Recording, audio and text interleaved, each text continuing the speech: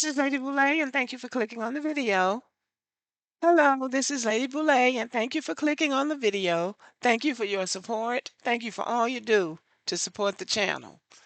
Well, you know that there is a war going on between Israel and Iran. And I don't know if this is a real war or if it's just a skirmish because ever so many years they have a big war over there in the Middle East. And it'll last for a few days or a few weeks, and then they'll have some kind of a peace agreement, and then they'll go back and start bickering back and forth with each other. And then after so much time passes, they'll have something like this, a big war that's going on over there.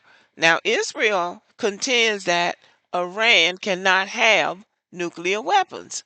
So Israel, I think, went into Iran to take out some of their nuclear capability or their nuclear research or whatever it is they're doing.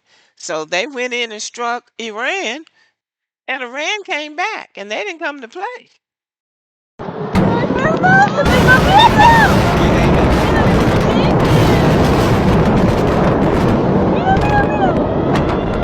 Why? Die, die. Wow. Imale.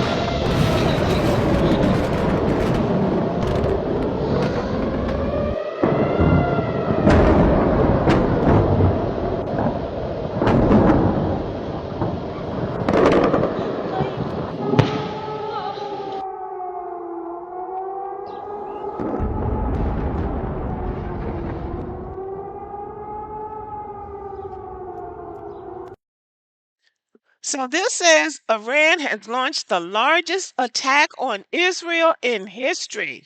Today is June the 17th, 2025. Iran launched the largest attack on Israel in history. I heard somebody saying the other day, oh, Iran about to get their ass handed to them. Iran about to get beat. Iran. Well, they're going to have to pull up out something else because it look like Iran is holding their own there. I don't know what this war is all about, to be honest. I don't know why people keep fighting. It just doesn't make any sense. People can't just live and let live and can't live in peace. It's always got to be about bothering somebody else. I just don't understand it. I just don't. The co-pilot says the conflict between Iran and Israel is ongoing, with both sides having their strengths and strategies.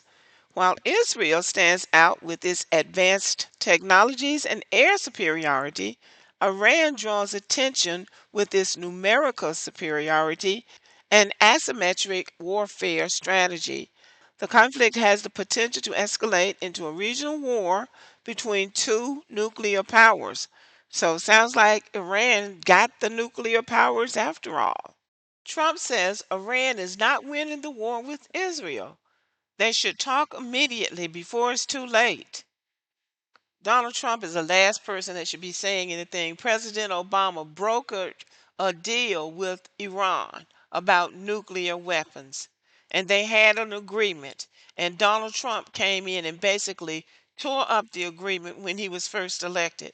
So he should be the last person to be talking about anything. And I don't believe they're going to be able to run over Iran. I'll just say that. U.S. President Donald Trump on Monday said Iran should talk about a nuclear deal with the United States before it's too late for the country. According to a report by CBS News, the president had some tough words for Iran as the country reached out to the U.S. to get Israel to halt the war. They'd like to talk, but they should have done that before, Trump said. I had 60 days, and they had 60 days. On the 61st day, I said, we don't have a deal. Meanwhile, U.S. equity markets surged as the Israel Iran conflict showed signs of being contained. They have to make a deal, and it's painful for both sides. But I'd say Iran is not winning this war, and they should talk, and they should talk immediately before it's too late. Well, I don't know who's winning the war, but this says that Iran has launched the largest attack on Israel in history. And they've been fighting back and forth over there for a long time, ever since 1948, when they established Israel as a nation. So this is the largest attack they've had. So we shall see how all of this shakes out. It looks like they're tearing up each other's countries. So that's just gonna be some work for somebody when it's all over, when they have to clean up and rebuild. So at least people can be looking at that from that standpoint, I guess. All right, y'all, let me know what you think about the video and have a good day.